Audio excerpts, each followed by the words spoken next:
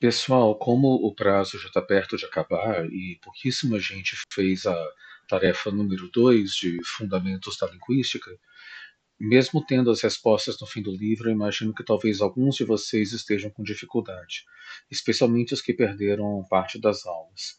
Realmente, lendo o capítulo 3 do nosso livro-texto, dá para fazer a atividade.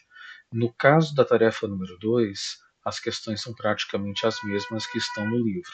Algumas tarefas eu mudei um pouco, mas essa até que não. Então, eu vou me basear no livro mesmo para explicar aqui, tá? Só as questões mesmo que eu acho que vocês podem ter dificuldade. No fim do livro tem as respostas. Embora eu discorde um pouco de algumas, elas não estão de fato erradas, são possibilidades. Só não copia exatamente igual, que não dá, né? Embora eu aceite que responda em português, eu não recomendo. Tem muito falso cognato. E eu não tiro erro de. Desculpa, eu não tiro ponto por ter erro de inglês. Isso eu não faço. Mas isso é um trabalho acadêmico. Começa em cada sentença com inicial maiúscula, termina com ponto final, verifica os espaços, verifica que a fonte esteja legível, verifica que o trabalho esteja apresentável. Tá? Isso daqui não é rede social, isso daqui não é recadinho de WhatsApp, não. É no portal didático, é eletrônico e é um formato acadêmico. Então tomem cuidado com isso, tá? Na tarefa número 1 eu perdoei muito essas coisas, mas aqui eu não perdoo mais não, ok? Então aqui, quando fala de contexto social, embora ele leve em conta a semântica, que é o estudo do significado, e leve em conta a sintaxe, leva em conta até mesmo questões fonológicas, o maior foco não é na competência linguística, mas na performance linguística, que a gente viu no capítulo anterior. Então ele está falando sobre o uso em contexto. Isso seria a pragmática. Vamos ver aqui algumas questões. Primeiro, ele está falando das teorias de ato de fala. Speech Act Theory. Então, nossa, eu fechei o negócio, mas eu abro de novo. Peraí. Tudo bem, a gente volta aqui. Speech Act Theory. Quando você entra aqui, esses são os atos de fala. Assertives, você está só falando que a coisa é assim, que a coisa não é assim. O pessoal às vezes traduz representativo, assertivo. In English, an assertive act. Marcus is a teacher. Marcus is sick right now. And yes, I'm still sick, but I'm getting a little better now. She works every day. They go to school in the evening. I am not having fun right now. Tudo isso, uma coisa que você está ou não fazendo, uma descrição da realidade. São os atos de fala assertivos ou representativos, é a mesma coisa. Directives não está falando de coisas diretas ou indiretas, nada a ver, tá? Isso existe dentro dos atos de fala, mas directive speech acts é te dando instruções, mandando você fazer as coisas. Pode ser a polite request, pode ser a command, pode estar no imperativo, pode estar modalizado. Could you? Would you? Lembra quando a gente viu aquele texto do Dr. Seuss, The Green Eggs and Ham? Those are directive speech acts. É te falando para fazer isso. Manual de instruções é cheio de directives, mas eles podem ser indiretos. Eles podem estar, por exemplo, na forma de infinitivos, mas indiretamente é um directive. Commissive é quando você fala que vai fazer algo. Oh, so you need help. Okay, I will record a video with explanations. I am committing myself to doing it. Estou assumindo um compromisso. Committing myself. This is a commissive speech act. Declaration tem nada a ver com modo declarativo. Que modo declarativo é afirmativas, negativas, né? Não é pergunta, não é imperativo, é declarativo. Mas aqui está falando das declarações que são feitas. Um ato de declaração É diferente de uma oração em modo declarativo. Um ato de uma declaração está falando sobre, a partir desse momento, as coisas passaram a ser assim. Exemplo, dá 10 horas e 50 minutos da noite, eu sempre falo, ok, lesson is over. A partir dali acabou a aula, então. É o padre falando, eu vos declaro marido e mulher. Quer dizer, até então vocês eram solteiros, agora não são mais. Muda no estado. É a formatura de vocês. Agora vocês têm um diploma em letras, língua inglesa e suas literaturas. The Declaration Speech Act pode até ser chamado de Declarative Speech Act, but it's not a declarative sentence. It's a declarative act. É diferente. Tá? Ele muda o status das coisas. Expressive is how you feel. Thank you. I'm sorry. Oh, too bad. Great. These are expressives. Explicit quer dizer que você tem o verbo da performance desse ato. Tá? Implicit quer dizer que não tem. Então, por exemplo, para uma coisa ser directive e ser explicit, tem que ter I order you, I command you. Raramente vai ser explícito. Quase todo ato vai ser implícito. No caso do declaration, vai ter que ter o declare. No caso de commit, vai ter que ter I promise para ser explicit. Se não tem o performative verb, o verbo da performance, ele não é explícito. Raramente vai ser explícito, quase sempre é implícito. Então. Mas ele pode ser implícito e ser direto. Por exemplo, could you please do this? É indireto. Do it. Isso é direto. O verbo está no modo oracional que você espera, mesmo que não seja o verbo performativo. Literal quer dizer que está bem claro o sentido, mesmo que seja indireto. Could you please shut the window? Could you please shut the window é indireto, é implícito, mas ele é ao pé da letra. Mas e se você disser, por exemplo, It would be nice if the windows were closed. Parece um ato assertivo, né? Tá só falando que isso seria bom. Mas isso não é uma representação da realidade. Isso é uma hipótese, então ele não é assertivo. Isso é o quê? É uma forma não literal de pedir. Você podia fechar lá? Então é isso. Vamos verificar então aqui. The English language originated in England. Está falando simplesmente esse fato, estabelecendo uma descrição da realidade. Qual desses que é? Pois é, nós descrevemos a realidade com os atos de fala assertivos. I promise to do the work. Você está assumindo um compromisso de que vai fazer, né? Isso aqui é um ato que ele pode até não ser considerado. Não tem um verbo chamado commit. Não tem. Mas ele é explícito, porque você está prometendo. Ele é direto, ele é literal, ele é até explícito. I promise. Você está assumindo um compromisso. It's commissive. I hereby declare the meeting open. Bem explícito. A sessão não estava aberta ainda. Agora está. Porque você usou esse ato de declaração. It's a declaration. Don't take too long. Imperative. Negative imperative. Por mais que não seja explícito, porque eu não usei o comando I order you ou I command you, você está falando o que é para fazer. E ele é direto, é imperativo. Directive porque está te falando o que é para fazer. It's directing you to do something. I'm sorry, it's how you feel, it's expressive. Ele não é considerado explícito só porque não tem um verbo de ação expressiva do tipo I apologize or I thank you. Não tem. Mas ele é literal e ele é direto. Só não é explícito. Vamos ver aqui agora o número 2.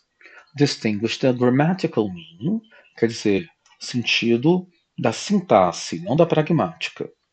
I wouldn't mind another glass of wine. Eu não acharia ruim mais uma taça de vinho. Tudo bem, esse é o sentido sintático. Mas qual que é o sentido no contexto, na pragmática? Essa pessoa está de uma maneira jocosa, brincando, in a playful manner, saying, well, it would be nice if you gave me one more glass of wine, wouldn't it?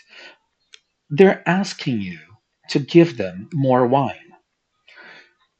Então, embora pareça que seja apenas um ato de fala assertivo, dizendo que eu não acharia ruim se eu ganhasse mais uma taça de vinho, a pessoa realmente está fazendo um pedido informal, até um pouquinho jocoso, um pouquinho na brincadeira.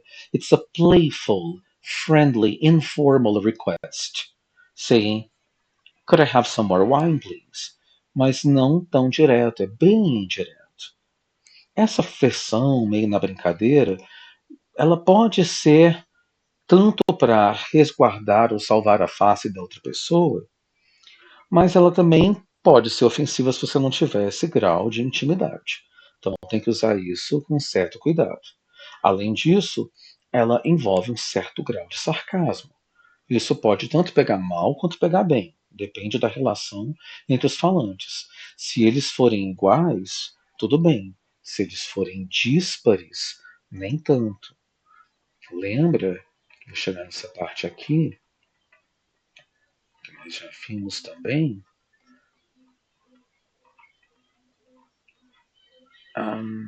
Politeness.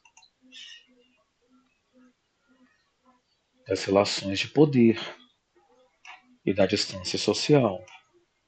Pessoas díspares quer dizer que um é um superior e o outro é um subordinado. Se tiver uma relação dessa, sarcasmo geralmente não pega bem. Mas se eles forem pares, pessoas do mesmo nível, especialmente se já tiverem um certo grau de intimidade, esse tipo de brincadeira pode não ser um problema, pode até mesmo ser um jeito legal de dizer: oh, não era para eu estar te pedindo mais, né? Mas que tal? Questão número 3 aqui, então. Which expressions in the conversation below are utterances? É um pouquinho complicado usar isso desse modo, porque utterance é qualquer coisa dita, seja ou não uma sentença. O que ele está falando é que quais desses itens, quais desses elementos podem ser tratados apenas como um enunciado. Não dá para chamar de sentença. Não tem sujeito, verbo, bonitinho, certinho, não tem a transitividade claramente indicada, com a inicial maiúscula terminando em um ponto final, tudo certinho. Aqui até que muitas vezes tem a inicial maiúscula e ponto final, mas nem sempre você tem o suficiente para chamar isso de uma sentença. Dá para chamar de enunciado porque é uma fala. A rigor, tudo é enunciado. Mas quais deles podem ser considerados também sentenças, períodos, well-formed sentences? A rigor, eu usaria isso aqui hifenizado, inclusive. Mas tudo bem. Ele usou sem, é aceitável aqui. Então vamos ver. I really like ice cream. Beleza. De novo, não sei o que os falantes nativos de inglês não estão gostando mais de usar hífen. Ice cream is hyphenated. Well-formed is hyphenated. Mas eu vou ignorar isso aqui. Subject, verb, object. It is a sentence. It is an utterance. But it is also a sentence. It's fine. Me too. Cadê o verbo? Não tem. Ah, eu consigo recuperar do contexto? Consigo. Pragmaticamente, tem um significado? Tem. I really like chocolate ice cream too. Me too. It's just an utterance. I do not have the well-formed sentence explicitly, syntactically, but pragmatically it makes sense. My second favorite flavor is vanilla. Aqui eu tenho toda a transitividade certinho. Posso considerar isso um período completo certinho. I don't care for vanilla. Mesma coisa. Não acho baunilha essas coisas. Só que aqui não tem verbo. Too tasteless, in my opinion. Ele omitiu. Vanilla is too tasteless, in my opinion. It is too tasteless, in my opinion. Está omitido. Mas no contexto, esse enunciado é o suficiente para fazer sentido. Really? Really não é uma oração. It's a minor clause. É uma frase. Não chega a ser uma sentença completa. Não tem transitividade. Mas é como falando, ah, sério, você pensa isso? Que eu não penso assim. Aí você usa o really. I think it has great taste. Aqui eu tenho uma sentença com duas orações. Sujeito, verbo, e eu tenho uma oração encaixada, completa. É uma oração com sujeito, verbo, tudo. E ela inteira ainda é o objeto dessa outra oração. Esse aqui é um período complexo, completinho, com mais de uma oração, inclusive. Number 4. Discuss whether the speech acts listed below would be direct or indirect. A teacher says to the students, please leave your papers on your desk. This is a directive speech act. Okay, it's directive. It's not explicit because the teacher doesn't say, I command you, I order you, but it is direct because the verb is in the imperative mood. One person saying to another, sitting next to an open door leading to the backyard of our house. Lots of mosquitoes are getting into the house. Como um ato de fala assertivo, ele até pareceria direto, mas a pessoa não está simplesmente dizendo que os pernilongos estão entrando na casa. Está mandando fechar a porta. Então ele é um directive act. It's a directive speech act, but this act is indirect. It's not in the form of a command. A son says to his mother, I'll take out the garbage later. Está usando o futuro com will, que é muito comum para commissive speech acts. Ele não é explícito, ele é implícito. Mas ele não é de todo indireto. Ele usou will, então ele é relativamente direto. A guest at a dinner party says to another guest, Could you please pass the butter? Ele não usou o imperativo, muito menos o verbo informativo. Então ele é literal, mas é um pedido indireto, com toda uma construção modalizada. Now, two speakers are gossiping about a third person. Noticing the third person is coming, the person changes the subject. Então, esse aqui é sobre o cooperative principle. Vamos ver aqui da cooperative principle. Quantity, você deu informação suficiente? Deu informação de mais ou de menos? Violou isso? Did you flout this principle? Did you violate this principle? Aqui ele fala em violate. Eu geralmente uso flout. F-L-O-U-T, flout. Quality, is it true? Relation, isso aqui tem a ver com o assunto. E manner, is it clear or is it obscure? Às vezes você viola um desses princípios de cooperação, mas tem um motivo por trás. Vamos ver aqui. No caso, a pessoa mudou o assunto do nada. A rigor, você mudou, você violou o princípio de relation. You have flouted the relation principle. You have violated the relation cooperative principle. But what is the implicature? What do you imply from this? Então, a implicatura é o que isso quer dizer? O que isso vai resultar? O que você está querendo fazer com isso? Explicature é o sentido literal. Implicature é o que você na verdade quer dizer quando você está aqui dizendo isso, é indireto. Você está falando o quê? Está falando, tem boi na linha. Careful, she's coming around. Stop talking. Então ela violou o princípio de relação, mas querendo salvar a face da pessoa, ou pelo menos guardar a face da pessoa, para que ela não complique sua situação. para que ela pare de falar algo que vai lhe causar um dano social, para que ela não perca a face. Discuss how the conventions of formal written English require writers to adhere to Paul Grice's maxims of cooperative principle. H. Paul Grice, but we don't usually call him H, just Grice. Esses são os princípios. Tá? E todos eles podem ajudar uma relação. Não fala de mais nem de menos. Seu texto vai fluir melhor. Diga a verdade, porque senão você não está contribuindo para a comunicação. Não fuja do assunto para contribuir para a comunicação e seja o mais claro possível. Tudo isso vai resultar em uma redação melhor. Esse daqui, eu discordo um pouquinho da resposta do livro, mas aceito também. A verdade é que tem mais de um modo de entender e todos eles envolvem sarcasmo. Tá? Cuidado, o pessoal às vezes fala ironia querendo dizer sarcasmo. No senso comum, o pessoal chama o que quiser do que quiser, tranquilo. Mas para a linguística, ironia é quando uma coisa é o contrário do esperado.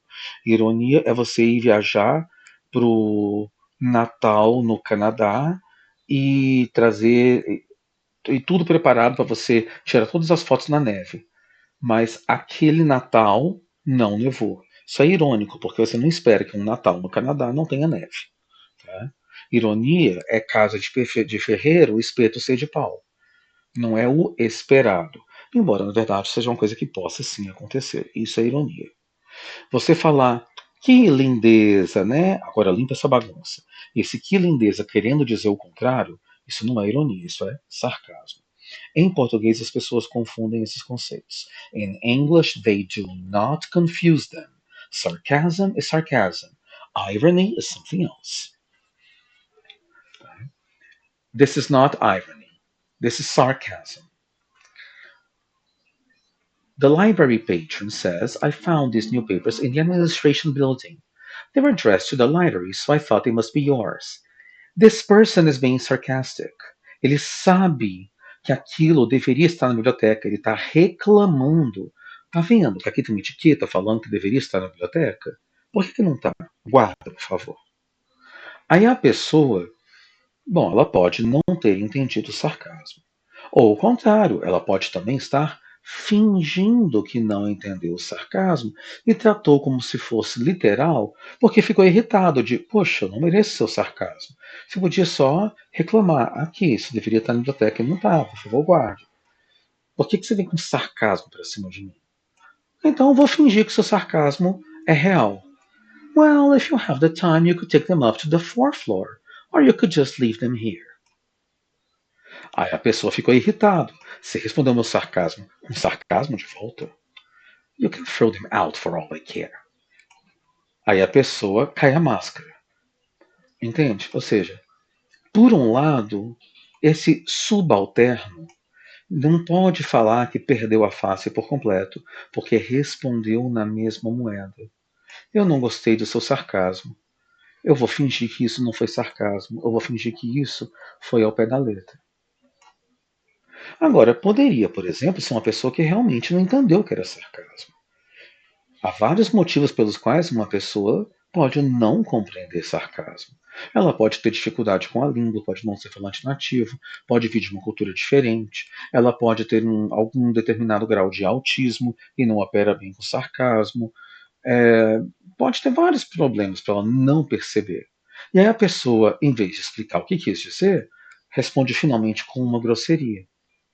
Como ela é o chefe, não acontece nada com ela. Mas de um certo modo ela perdeu a face, porque o sarcasmo dela não fez a outra pessoa perder a face dela. Ela não se permitiu perder a face com o sarcasmo da outra. Se foi intencional ou acidental, fica a dúvida.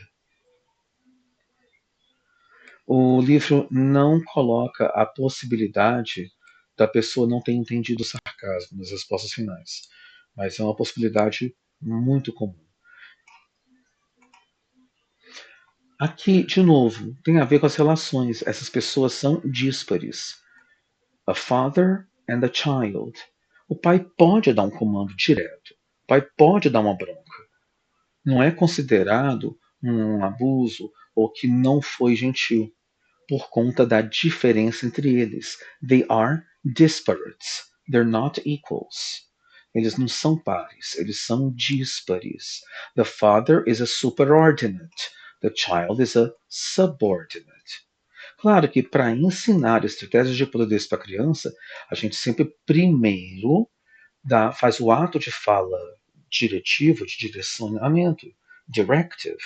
A gente sempre faz esse ato de fala diretivo na forma de uma estratégia polida.